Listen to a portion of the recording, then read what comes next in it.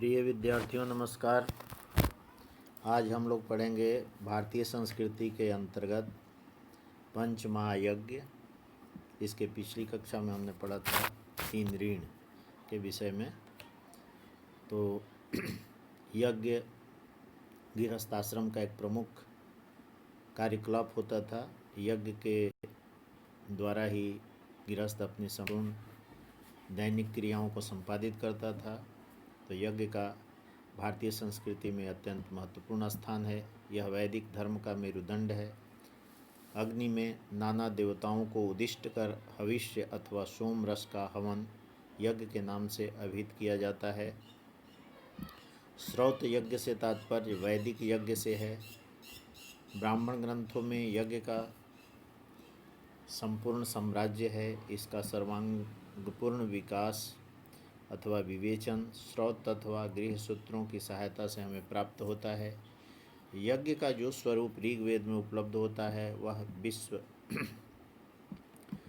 रचना और पुरुष की अध्यात्म रचना, इन दोनों को समझने के लिए अत्यंत आवश्यक है। ऋग्वेद के पहले मंत्र में अग्नि को यज्ञ का देवता, पुरोहित, ऋत्विज, होता, रत्नों का आधान करने वाला कहा गया है। यज्ञ 2 प्रकार का है। प्राकृत यज्ञ जो प्रकृति में सतत होता रहता है, तथा अनुष्ठेय यज्ञ या कृत्रिम यज्ञ जो मनुष्यों द्वारा किया जाता है। प्राकृत यज्ञ ही इस कृत्रिम यज्ञ का आधार है। प्राकृत यज्ञ में विज्ञान के सिद्धांत बताए जाते हैं और अनुष्ठेय यज्ञों में इनका प्रयोग बताया जाता है।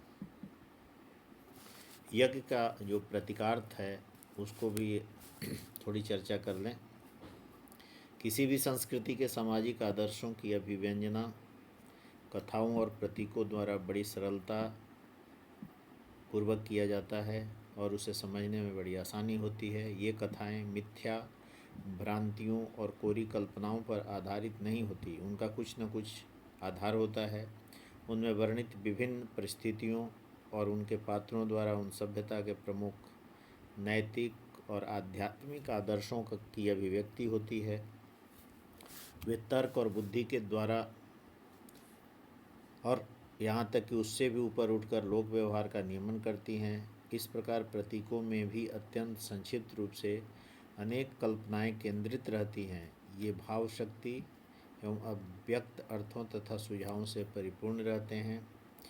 जो प्रारंभ में अजन्मा और अद्वैत था, वही महायज्ञ द्वारा अपने अनेक पुत्रों को उत्पन्न करके एक से अनेक, एको अहम बहुश्याम, ऐसी बात उसमें लिखा है। मनुष्य सहजज्ञा प्रजा सृष्ट्वा, ऐसे उसमें अभिलेख मिलता है। मनुष्य को उत्पन्न करने के साथ ही उसके पृथक पृथक कार्य और कर्तव्य देकर विभिन्न वर्णों को भी उत्पन्न किया। इन कर्तव्यों को ही यज्ञ का नाम दिया गया तथा उनको पूर्ण करने का दायित्व मनुष्य पर रहा। यज्ञ द्वारा ही मनुष्य समाज और विभिन्न समूहों की उत्पत्ति हुई और यज्ञ द्वारा मनुष्य केवल अपने जीवन के अभिप्राय को ही पूर्ति नहीं करता, अपितु उसके द्वारा परमात्मा के अनेक रूपों का समन्वय करता हुआ उसकी एकता का साक्षात्कार करता है। गीता में भी इस बात का उल्लेख हुआ है और उसमें यज्ञ के बारे में विस्तृत विवेचन प्राप्त होता है। यज्ञ से सारी सृष्टि की और सारी प्रजा की उत्पत्ति की बात वहाँ भी भगवान कृष्ण ने अपने मुख से दोहराई है। इस प्रकार सृष्टि का यह चक्र दिव्य साक्षात्कार और यज्ञ द्वारा निरंतर चलता रहता है। सृष्टि और उसके संचालन का भारतीय प्रतीक यज्ञ है। यह मनुष्य को उसके जीवन के नियमों का स्मरण दिलाता है और इस तथ्य को भी विस्मृत नहीं होने देता कि यज्ञ आत्म त्याग ही सृष्टि का ध्येय और सृष्टि चक्र का आधार है। ये यज्ञ जो है 5 प्रकार के कहे गए हैं। गृहस्थ के यज्ञ संबंधी सामाजिक एवं सार्वजनिक कर्तव्य 2 श्रेणियों में विभक्त है। एक है प्रतिदिन के कर्तव्य, दूसरा अवसर विशेष के कर्तव्य और यज्ञ। प्रथम समूह में पंच महायज्ञों की गणना होती है और द्वितीय के अंतर्गत पाक, हवि तथा सोम यज्ञ आते हैं। 5 महायज्ञों में ब्रह्म यज्ञ, पितृयज्ञ, देवयज्ञ,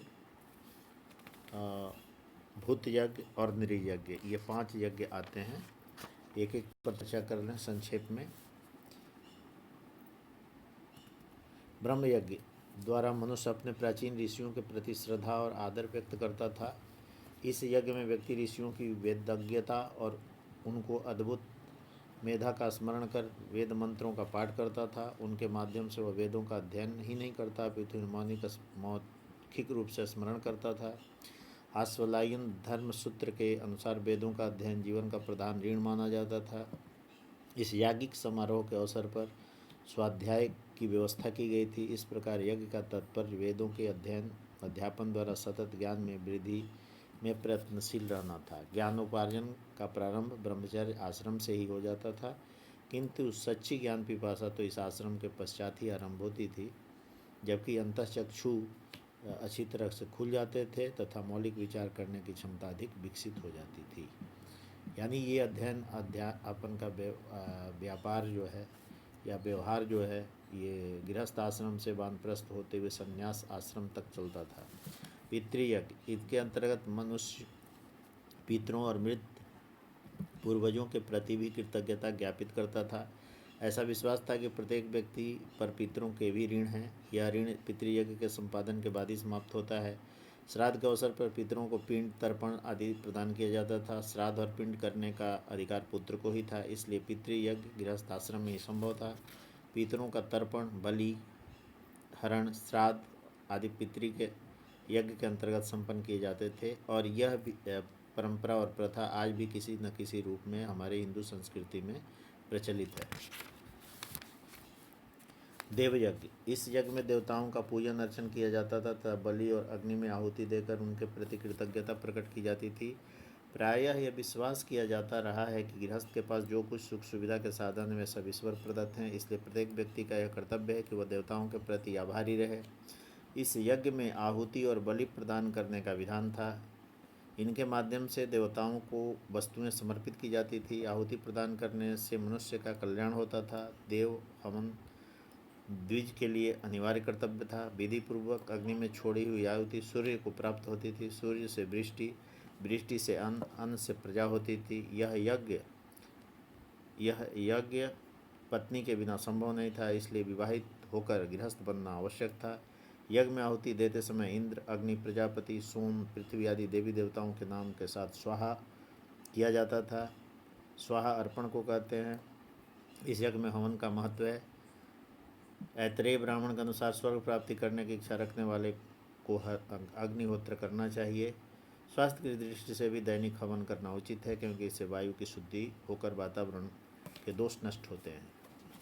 भूत यज्ञ, इसे बलि वैश्वदेव भी कहते हैं। मनु के अनुसार विधि पूर्वक गृहाग्नि में वैश्वदेव किए जाने का ब्राह्मण प्रतिदिन इन देवताओं को होम करे। बलि वैश्वदेव करने की विधि यह है कि जो कुछ भोजन बना हो उसमें से थोड़ा सा लेकर पाकशाला की अग्नि में डालना चाहिए तथा कुछ विशेष मंत्रों का उच्चारण करना चाहिए। इसके बाद लवणान अर्थात दाल, भात, रोटी आदि लेकर 6 भाग भूमि पर रखें और उन्हें कूता, पतित, स्वपच, बायस, कौआ, कृमि आदि को दे। इसका तात्पर्य मनुष्य का प्राणी मात्र के प्रति अपने कर्तव्य को समझने का है।